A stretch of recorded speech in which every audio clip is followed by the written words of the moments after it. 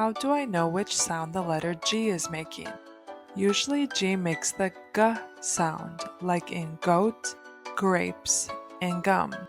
If the letter after the G is E, I, or Y, it usually makes the J sound, like in gem, giraffe, and gym. There are some exceptions to this rule to remember, like get, gift, and girl. These words do not follow this rule. Time to practice. Read this list of words, then listen as I read them.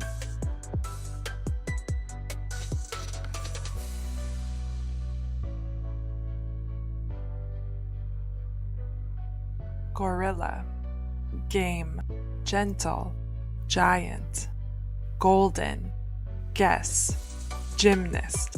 Subscribe today for more English learning videos like this.